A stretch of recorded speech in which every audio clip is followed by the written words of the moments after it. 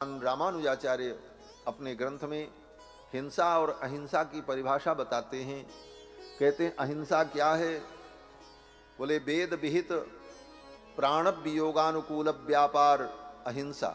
अगर वेद कहता है, धर्म कहता है, शास्त्र कहता है कि यहाँ पर इसका वध हो, यहाँ पर ऐसी हिंसा हो, तो वेद के द्वारा, शास्त्र के द्वारा कही गई जो हिंसा है वो अहिंसा ही है, वो हिंसा नहीं है।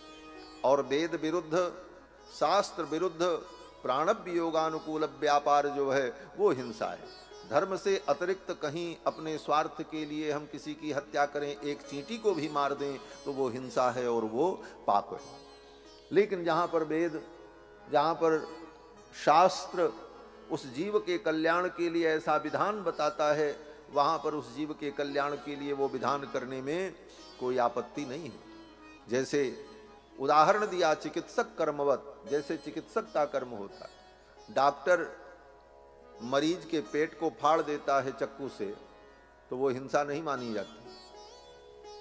भाई किसी का भी पेट फाड़ोगे तो चक्कू से ही फाड़ोगे, छुरी से पेट फाड़ोगे, खून निकलेगा, दर्द होगा, दुख होगा। और वही काम डॉक्टर भी करता है, लेकिन डॉक्टर को जेल नहीं होती। क्यों? बोले वो हिंसक कर्म नहीं है।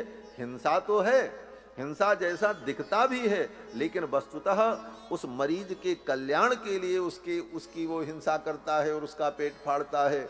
उसी प्रकार उन जीवों के परम कल्याण के लिए वेदों ने जो विधान किया है, इस कारण से उसे पाप नहीं माना जाता। प्राचीन बरही राजा ने बहुत बड़े बड़े यज्ञ किए। देवर्षि नारद आए और नारद जी ने प्राचीन बरही राजा को वेदांत का तत्व बोध करा करके, पुरंजन की कथा सुना करके वैराग्य संपन्न बना दिया और तपस्या करने की प्रेरणा दे दी। और महाराज प्राचीन बरही अपना राज्य छोड़कर तप करने चले गए और परम तपस्वी होकर भगवान का भजन करते हुए परम गति को प्राप्त हो गए। आगे कथा आती है, मनु जी के दूसरे पुत्र जो प्रियव्रत थे, वो बड़े धर्मात्मा थे। वो विवाह नहीं करना चाहते थे। वो विरक्त रहकर, वैराग्य संपन्न रहकर तपस्या करना चाहते थे। जंगल में चले गए तप करने। मनु जी के पुत्र प्रियव्रत। ब्रह्मा जी आए और ब्रह्मा जी ने आकर के उनको समझाया। ब्रह्मा जी ने कहा, देखो, आत्म कल्याण के लिए विरक्त होना ही जरूरी नहीं। गृहस्थ जीवन में रह करके भी व्यक्ति भगवान की उपासना करके परम गति को प्राप्त कर सकता है और योग में सफलता प्राप्त कर सकता है। इसलिए मेरी आज्ञा है कि गृहस्थ जीवन में तुम प्रवेश करो। ब्रह्मा जी के वचन को मानकर प्रियव्रत आए और गृहस्थ जीवन में प्रवेश किया, राजा बने। प्रियव्रत जब राजा बने तो प्रियव्रत इतने धर्मात्मा थे और इतने तेजस्वी थे कि जब रात में वो चलते थे तो रात भी दिन बन जाता था।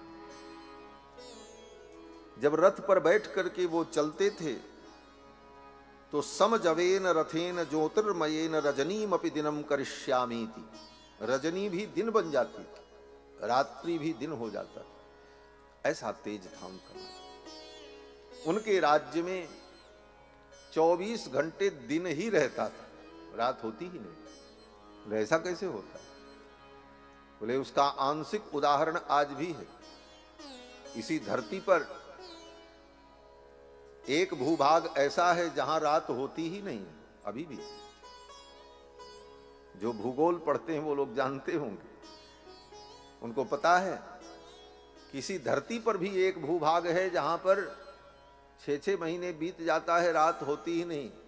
हाँ, और एक तरफ ऐसा भी भूभाग है इसी धरती पर जहां रात ही रहती है, दिन नहीं होता। 6 महीने बाद, 4 महीने बाद कहीं दिन होता है।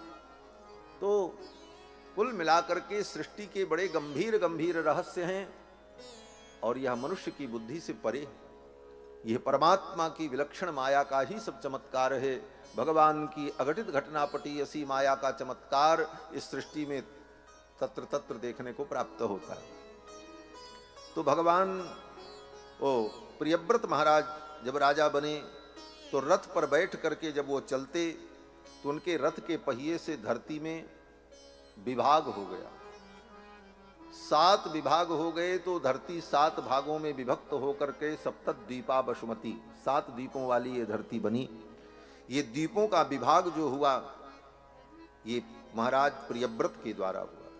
एवं पितरि संप्रवृत्ते तदनुशासने वर्तमान आग्निध्रो जम्बू दीपैकस प्रजा औरस वर्धमावेक्षमाण पर्य गोपायत। इन्हीं के पुत्र आग्निध्र हुए जो जम्बू द्वीप के राजा बने और उन्होंने प्रजा का पालन किया। और इन्हीं आग्निध्र के पुत्र महाराज नाभि हुए जो बड़े धर्मात्मा थे। उनके कोई संतान नहीं थी। उनकी पत्नी का नाम था मेरु देवी। संतान प्राप्ति के लिए उन्होंने अश्वमेध यज्ञ किया और जब अश्वमेध यज्ञ किया तो उनके अश्वमेध यज्ञ में भगवान प्रकट हुए। भगवान ने कहा वरदान मांगो। महाराज नाभि ने कहा आपके समान हमें पुत्र प्राप्त हो। भगवान ने कहा हमारे समान तो हम ही होते हैं, भगवान के समान दूसरा कोई हो नहीं सकता। तो भगवान ने कहा अपने समान मैं ढूंढने कहां जाऊं, मैं ही पुत्र बन करके आ जाऊंगा।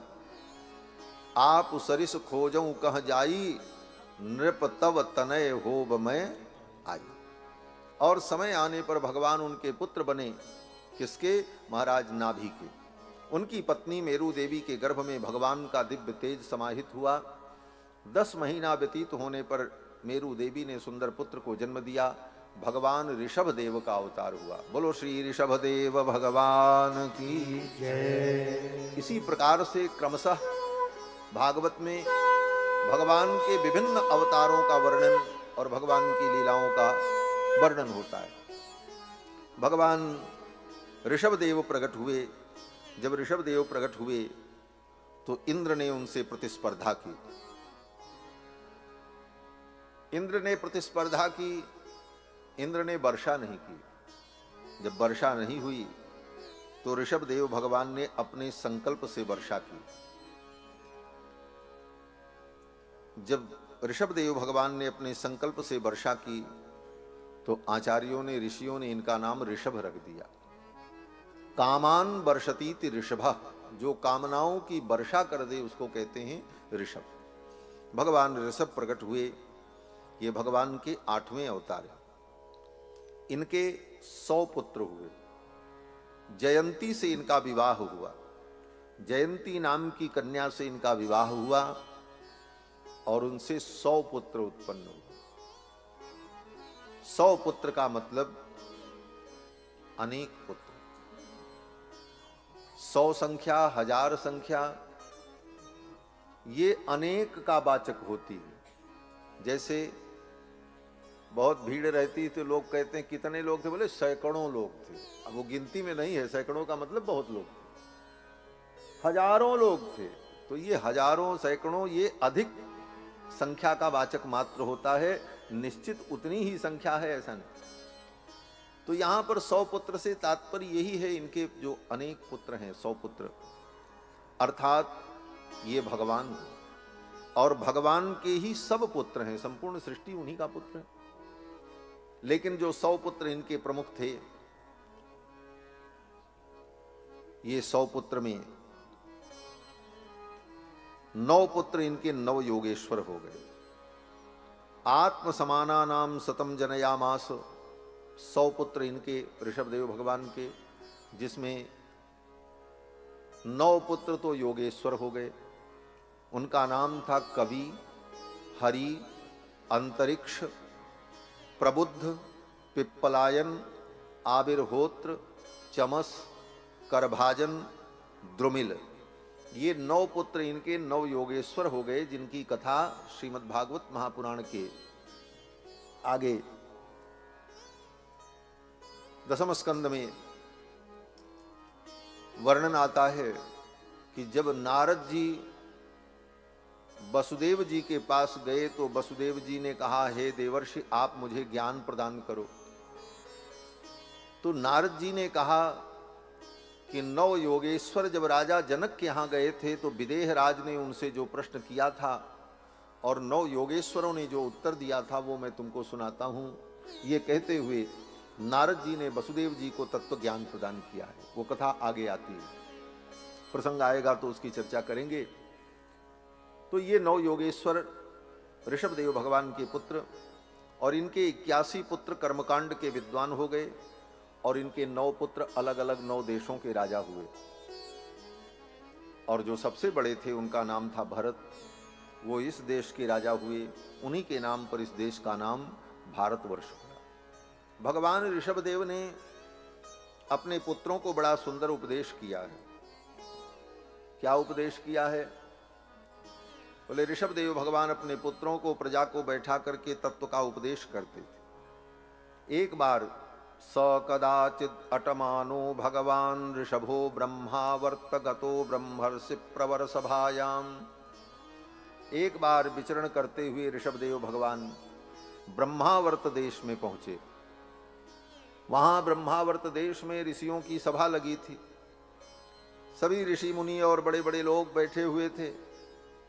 सब ने कहा महाराज कुछ ज्ञान की बात सुनाओ, प्रश्न किया। तो ऋषभदेव भगवान उन प्रजा के लोगों को उपदेश करने लगे और जो उपदेश किया है बड़ा सुंदर उपदेश किया। ऋषभदेव भगवान कहते हैं, हे पुत्रों, नायम देहो देह भाजाम नृलोके कष्टान कामान अर्हते बिड्भुजाम ये तपो दिव्यम पुत्र कायेन सत्वम शुद्धेद्यस्मात् ब्रह्म सौख्यम त्वनंतम। ऋषभदेव भगवान ने कहा, हे पुत्रों, ये जो तुमको देह मिला है, ये शरीर मिला है, मनुष्य का जीवन मिला है, ये केवल भोगों को भोगने के लिए नहीं मिला है। यहीं से उपदेश प्रारंभ किया और यही उपदेश हमारे आपके लिए भी। हम सोचते हैं ये शरीर मिला है तो दुनिया का सब काम करें, मजा करें, फिर मिलेगा कि नहीं मिलेगा? बोले भजन कब करोगे? बोले बाद में कर लेंगे, बुढ़ापे में। हम सोचते काम दुनिया के कर लें, धन धाम अर्जित कर नाम कर लें, फिर एक दिन बन के साधु रहेंगे। कहते हैं उस एक दिन के भरोसे न रहना। वो एक दिन तुम्हारे जीवन में आएगा कि नहीं आएगा इसका कोई ठिकाना नहीं है। हम सोचते काम दुनिया के कर ले, हम सोचते काम दुनिया के कर ले, धन धाम अर्जित कर नाम कर ले, धन धाम अर्जित कर काम कर ले, फिर एक दिन बन के, फिर एक दिन बन के साधु रहेंगे। उस एक दिन के भरोसे न रहना, उस एक दिन के भरोसे न रहना। ये तन कीमती है मगर है विनाशी, ये तन कीमती है मगर है विनाशी। कभी अगले क्षण के भरोसे न रहना, कभी अगले क्षण के भरोसे न रहना। निकल जाएगी छोड़ काया जो पल में, निकल जाएगी छोड़ काया जो पल में, सदा श्वास धन के भरोसे न रहना, सदा श्वास धन के भरोसे न रहना। एक क्षण में योगी, एक क्षण में योगी। ये हमारे मन की स्थिति। हमारा मन क्या है? बोले एक क्षण में ये मन जोगी बन जाता है और अगले क्षण में ही ये मन भोगी बन जाता है। कुछ देर बीतने के बाद यही मन वियोगी बन जाता है। क्षण क्षण में ये मन बदलता रहता है। इसलिए संत कहते हैं कि अपने इस मन के भी भरोसे मत रहना। नारायण।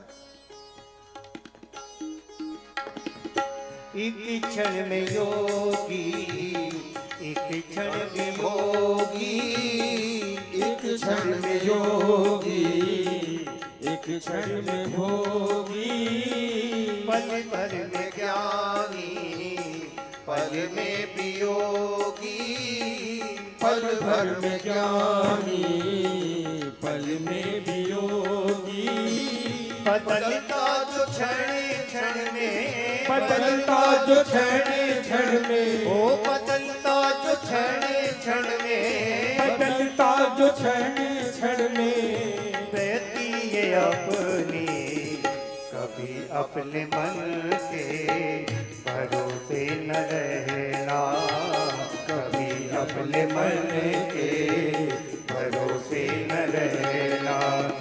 ये तन कीमती है मगर है विनाशी, ये तन कीमती है मगर है विनाशी, कभी अगले क्षण के भरोसे न रहना, कभी अगले क्षण के भरोसे न रहना। तुमको जो मेरा मेरा कहेंगे, तुमको जो मेरा मेरा कहेंगे, ये दुनिया का कड़वा सच है।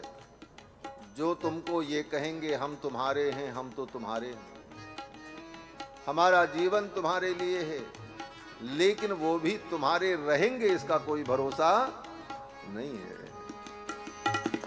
तुमको जो मेरा मेरा कहेंगे, तुमको जो मेरा मेरा कहेंगे, जरूरी नहीं को तुम्हारे रहेंगे, जरूरी नहीं हो तुम्हारे रहेंगे, मतलब से मिलते हैं, मतलब से मिलते ओ हैं, मतलब से मिलते हैं, मतलब से मिलते हैं, दुनिया के साथी सदा इस मिलन के भरोसे न रहना, सदा इस मिलन के भरोसे न रहना।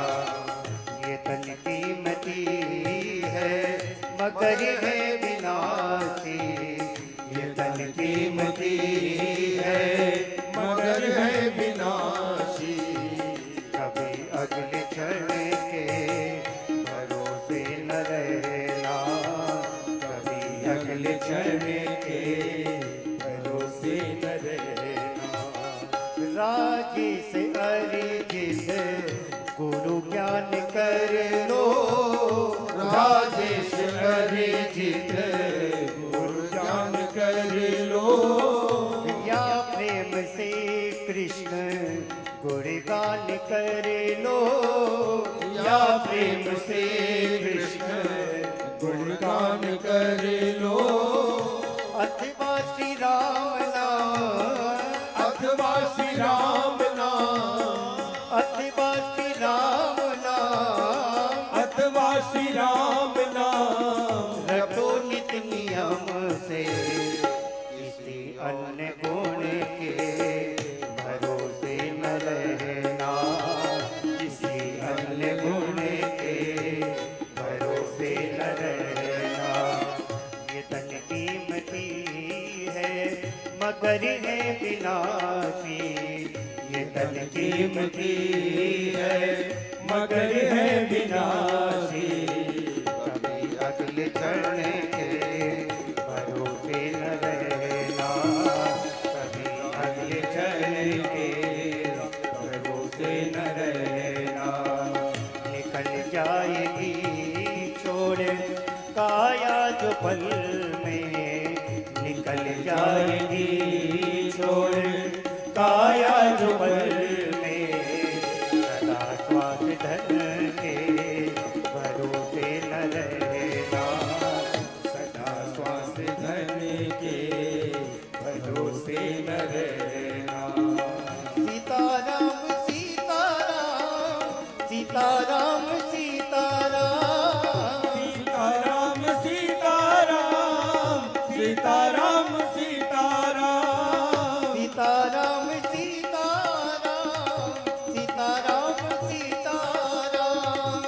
सीताराम सीताराम सीताराम सीताराम सीताराम सीताराम सीताराम सीताराम सीताराम सीताराम सीताराम सीताराम।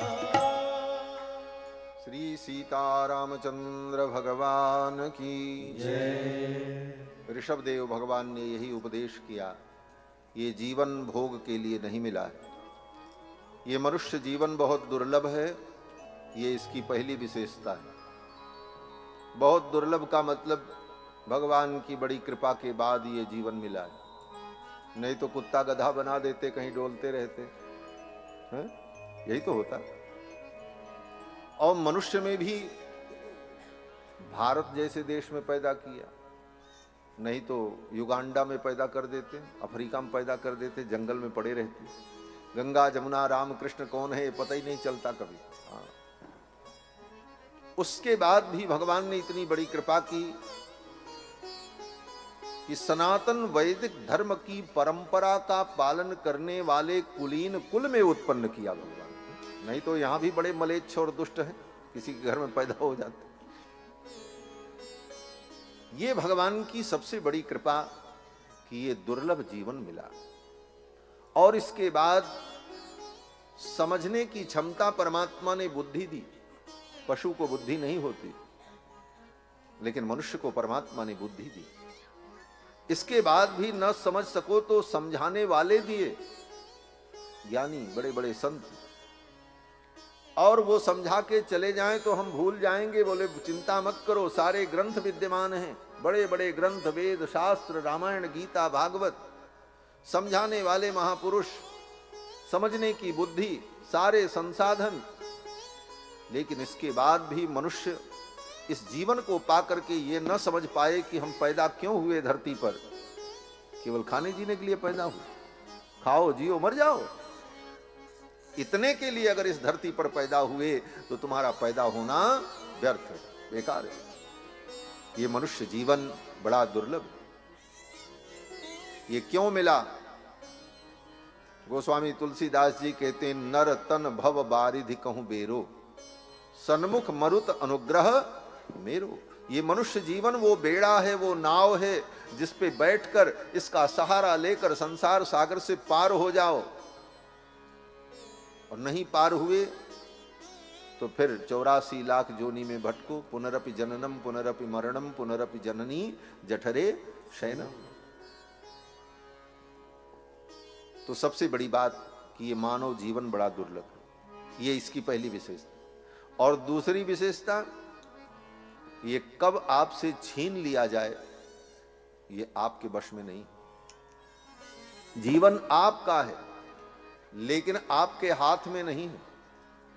कब कहां जीवन समाप्त हो जाए ये किसी को पता नहीं। इतनी अस्थिरता, चलते फिरते उठते बैठते, घर में बाहर में कहीं भी व्यक्ति मर जाता है। जवान भी मरते हैं, बच्चे भी मरते हैं, बूढ़े भी मरते हैं। ऐसा दुर्लभ जीवन, और वो भी कब तुमसे छीन लिया जाए इसका भी कोई ठिकाना नहीं। जहां मौत आ जाएगी कोई भी बुद्धि काम नहीं करेगी, सारे संसाधन धरे रह जाएंगे। मौत जब तुमको आवाज देगी, घर छोड़ करके फिर बाहर निकलना पड़ेगा। और कहीं भी मौत जब तुमको आवाज देगी, घर से बाहर निकलना पड़ेगा।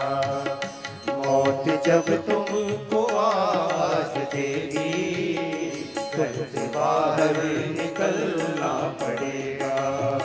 क्या भरोसा है इस जिंदगी का, साथ देती नहीं वो किसी का। क्या भरोसा है इस जिंदगी का, साथ देती नहीं वो किसी का। सांस रुक जाएगी चलते चलते, समा बुझ जाएगी चलते चलते। सांस रुक जाएगी चलते चलते, समा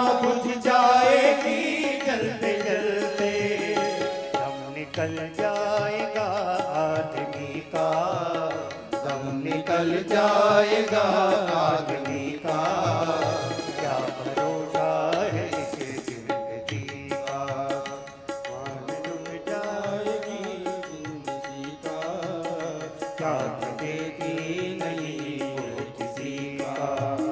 हम रहे ना मोहब्बत रहेगी, दास्तां अपनी दुनिया कहेगी।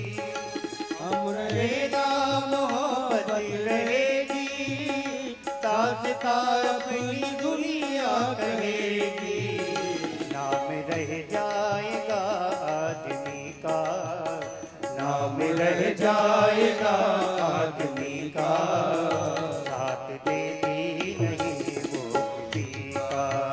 क्या भरोसा है इस जिंदगी का, साथ देती नहीं वो किसी का। दुनिया है एक हकीकत पुरानी, चलते रहना है उसकी रवानी। दुनिया है एक हकीकत पुरानी, चलते रहना है उसकी रवानी। फर्ज पूरा करो बंदगी का, फर्ज पूरा करो बंदगी का, साथ देती नहीं वो किसी का। फर्ज पूरा करो बंदगी का, साथ देती नहीं वो किसी का। क्या भरोसा है इस जिंदगी का, साथ देती नहीं वो किसी का। क्या भरोसा है इस जिंदगी का, साथ देती नहीं वो किसी का। अच्युतम केशवम राम नारायणम कृष्ण दामोदरम वासुदेवम हरे। अच्युतम केशवम राम नारायणम कृष्ण दामोदरम वासुदेवम हरे। श्रीधरम माधवम गोपिका वल्लभम जानकी नायकम रामचंद्रम भजे। श्रीधरम माधवम गोपिका वल्लभम जानकी नायकम रामचंद्रम भजे। अच्युतम केशवम राम नारायणम कृष्ण दामोदरम वासुदेवम हरे। अच्युतम केशवम राम नारायणम कृष्ण दामोदरम वासुदेवम हरे। कृष्ण दामोदरम वासुदेवम, कृष्ण दामोदरम वासुदेवम हरे। ऋषभदेव भगवान ने यही उपदेश दिया। ये जीवन दुर्लभ है और कब समाप्त हो जाए पता नहीं, इसलिए इस जीवन को पाकर के आत्म कल्याण हम कर लें, यही जीवन का उद्देश्य है। भगवान ऋषभदेव ने परमहंस वृत्ति का अनुसरण करते हुए जंगल में घूमते रहते थे। कोई कपड़े भी नहीं पहनते, दिगंबर जमीन पर लेटे रहते थे, मन करे तो उठ के चल पड़ते थे। पानी पीना हो तो नदी के किनारे लेट कर जैसे सांप पानी पिए ऐसे ही पानी पी लेते थे मुंह लगा करके। परमहंस थे। एक दिन जंगल में दावाग्नि लगी और उसी दावाग्नि में उन्होंने अपने जीवन लीला को पूर्ण कर दिया। इन्हीं के पुत्र महाराज भरत इस देश के राजा हुए। भरत ने भी अपने पिता के उपदेश को अपने जीवन में अनुपालन करते हुए अपना राज्य अपने पुत्र को देकर जंगल में तप करने चले गए। कहां गए? बोले मुक्तिनाथ क्षेत्र में। लेकिन वहां पर इनके साथ एक घटना हो गई। एक हिरनी गर्भवती थी, उसका गर्भ समय से पहले ही प्रकट हो गया। वहीं नदी में संध्या वंदन कर रहे थे भरत जी, वहीं वो हिरनी आई पानी पीने। सिंह ने गर्जना की, वो डर गई। उसी समय उसका गर्भपात हो गया, हिरनी मर गई। उसका नवजात शिशु उसी पानी में फड़फड़ कर रहा था। भरत जी को दया आ गई कि इसकी माँ तो मर गई है, अब इसको दूध कौन पिलाएगा। ये तो इसी पानी में ठंडे जल में मर जाएगा। दया के परवश होकर उस हिरण के बच्चे को उठा लिया और गोद में चिपका कर अपने शरीर से लिपटाकर कपड़े से ढक कर लेकर के उसे अपनी कुटिया में आए।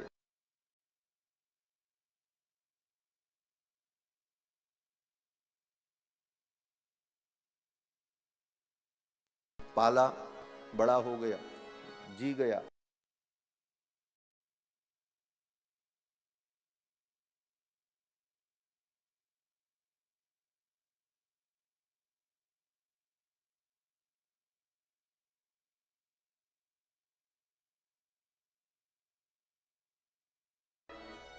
और अपनी सींग से भरत जी महाराज की पीठ में रगड़ने लग जाए तो भरत जी सोचते ये मुझको अपना मानता है, मेरी सेवा कर रहा है, ये मेरे पुत्र के समान है। धीरे धीरे इन्हीं सब भावनाओं में भरत जी डूबते चले गए।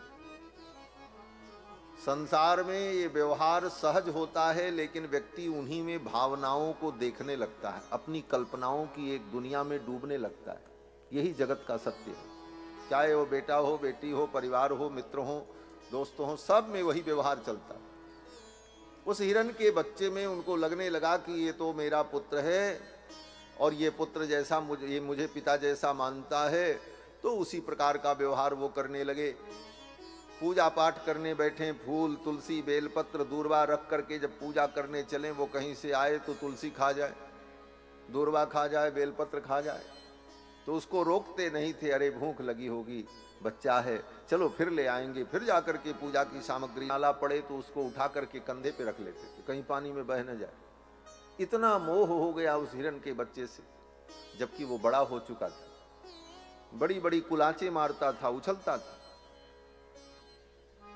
लेकिन ये मेरा है, ये मोह हो गया। यही मोह है, ये वस्तु मेरी है, यही मोह है।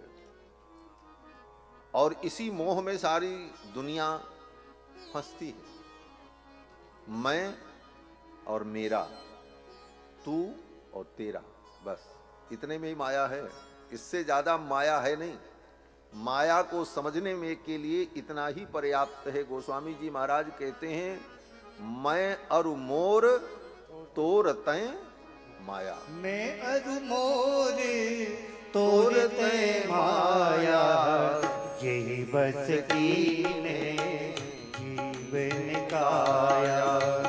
मैं अरु मोर तोर तय माया, यही बस कीने जीवन काया, यही बस कीने जीवन काया। मैं, मेरा, तू, तेरा, यही माया है और इसी की संसार में लड़ाई। मैं और मेरा, तू और ये तेरा नहीं, ये मेरा नहीं, यही तेरा मेरा की लड़ाई संसार में अनादिकाल से चलती चली आई। और वस्तुतः स्थिति ये है कि न तेरा न मेरा, किसी का नहीं। यही धरती, लाखों वर्षों में कितने राजा आए होंगे जिन्होंने कहा होगा ये मेरा राज्य है, शासन किया, इसको अपना माना, मर के चले गए। दूसरे आए, तीसरे आए, नाम मिट गए। आज जिस धरती को आप अपना कह करके मालिक बन करके बैठते हैं, पहले कोई और मालिक था, बाद में कोई और मालिक होगा। और कितने मालिक आए चले गए, धरती ज्यों की त्यों वही है। और धरती की हर वस्तु के हर व्यक्ति मालिक बने, ये मेरा है, ये मेरा है, ये मेरा है, लेकिन किसी का मालिकाना हक अस्थाई नहीं था इस दुनिया में। सब मालिक चले गए, दूसरे मालिक बने, वो भी जाएंगे, तीसरे भी जाएंगे और जाते रहेंगे। और जो जहां है सब कुछ यथावत है।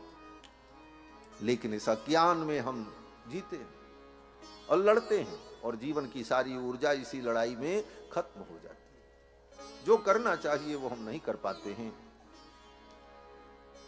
भरत जी महाराज को उस हिरण के बच्चे में मोह हो गया।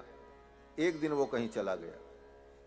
अब हिरण था, अपने समान जाति वालों को देखा जंगल में, उन्हीं के झुंड में शामिल हो गया, चला गया।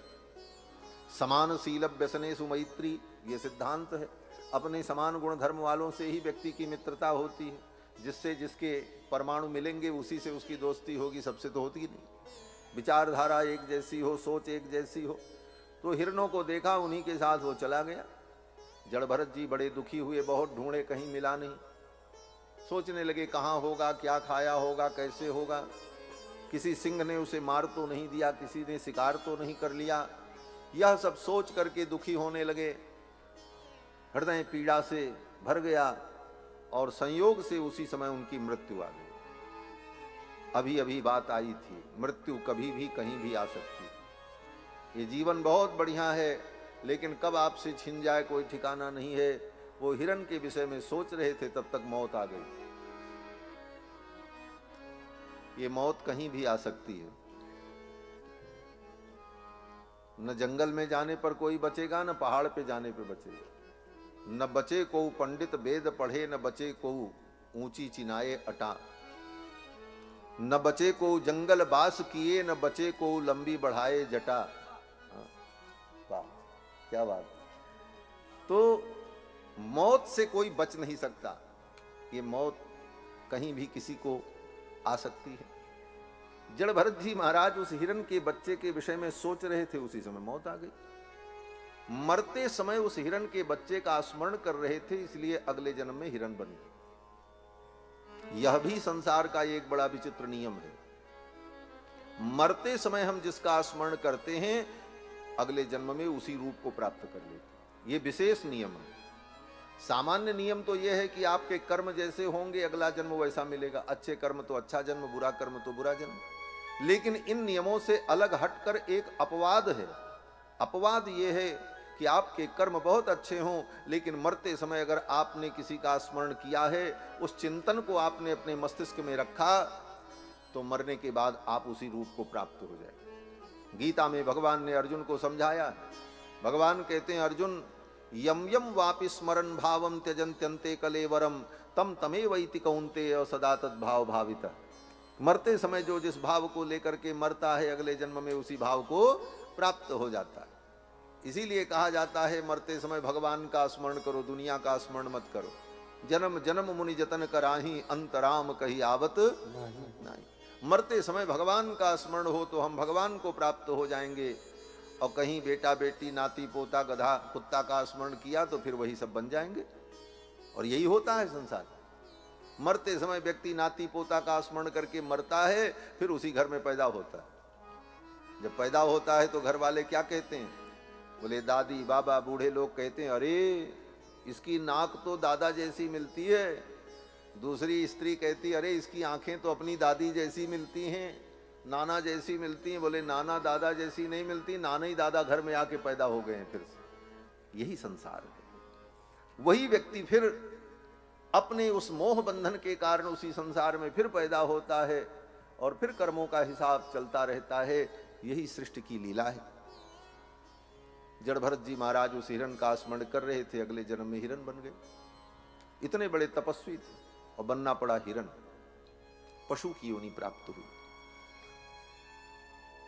लेकिन सावधान हो गए। थोड़ी सी गलती के कारण मुझे पशु बनना पड़ा। अब अगर गलती हुई तो और बड़ा पतन हो जाएगा। पूर्व जन्म की तपस्या के कारण स्मरण बना रहा तो सावधान रहे। सूखे पत्ते खाकर, पानी पीकर अकेले विचरण करते थे और जीवन व्यतीत किया। जब हिरण की जोनी उनकी समाप्त हुई, तब कर्मों के अनुसार अगला जन्म हुआ। कौन से कर्म? बोले पिछले कर्म अच्छे थे, तपस्या की थी, भगवान के भक्त भी थे। अगला जन्म जब उनका हुआ तो अंगिरा गोत्र के एक ब्राह्मण के कुल में पैदा हुआ। सावधान हो गए, भगवान ने मनुष्य जीवन दिया। अब अगर भूल हुई तो बहुत बड़ी गलती हो जाएगी। बचपन से ही संसार से विरक्त थे, किसी से कुछ बोलते बोलते नहीं थे। मैया खाना दे दे तो खा लेते थे, नहीं दे तो नहीं खाते। 2 रोटी दे तो 2 रोटी खा लें, 4 दे तो 4 खा लें। पेट भरा कि नहीं भरा ये भी नहीं किसी को पता चलता था। ऐसे विरक्त भाव में रहते थे। समय बीता, पिता ने यज्ञोपवीत संस्कार किया, उपनयन किया, वेद पढ़ाने लगे। सुन लेते थे सब कुछ, लेकिन बोलते कुछ नहीं, अंतर्मुखी थे। अंत में पिताजी ने सोचा, ये मंद बुद्धि, जो बहुत ज्ञानी होते हैं, परमहंस होते हैं, उनको दुनिया पागल समझती है। ये भी बड़ी विडंबना है। दुनिया सोचती है ये पागल हैं, और वो सोचता है कि ये दुनिया वाले पागल हैं। यही संसार है, एक दूसरे को पागल समझना। तो जो सच्चे भगवान के भक्त हैं वो समझते हैं ये दुनिया पागल है, और दुनिया के लोग सोचते हैं ये देखो पागल। अरे पागल तो वो ही है।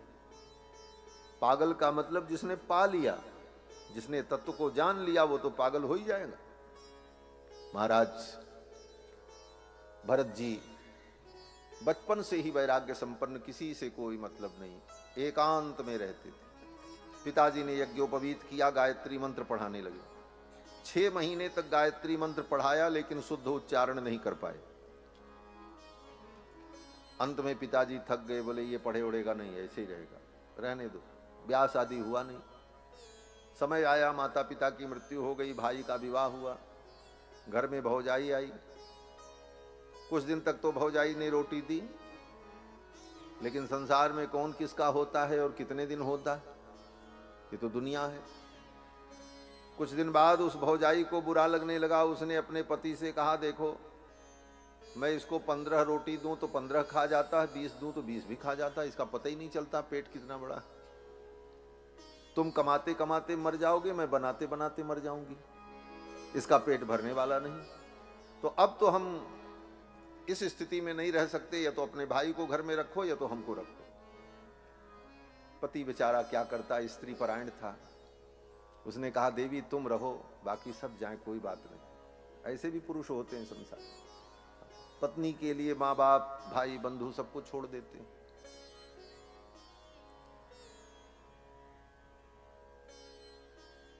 निकाल दिया घर से।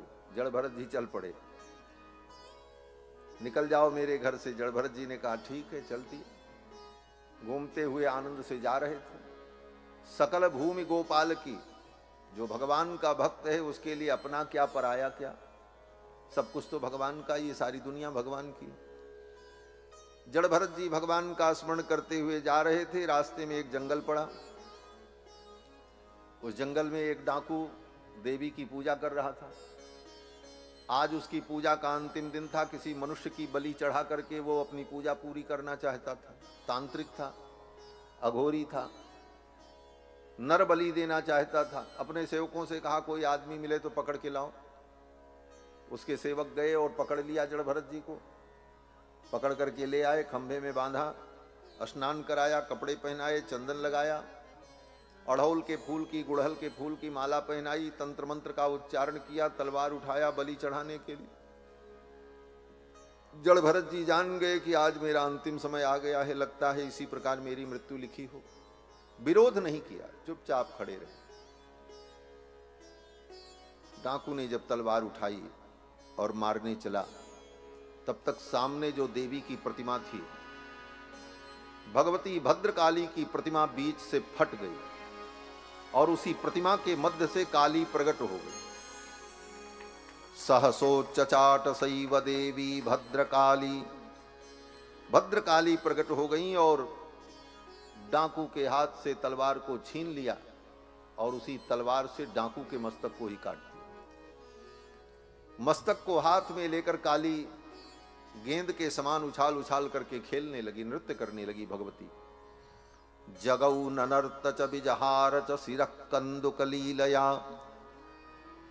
सुखदेव जी कहते हैं, हे राजन, एवमेव खलु महद अभिचारातिक्रमः कार्ष्णेन आत्मानं आत्मनं फलति। कोई व्यक्ति एवमेव खलु महद अभिचारातिक्रमः, जो कोई भी व्यक्ति किसी महापुरुष के प्रति अपराध करता है, इसको कहते हैं महद अभिचार।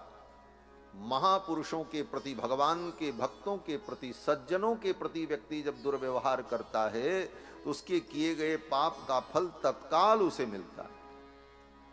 उसी समय क्रमः कार्ष्णेन आत्मने फलति, और उसका फल उसको उसी समय मिलता है। और मिला।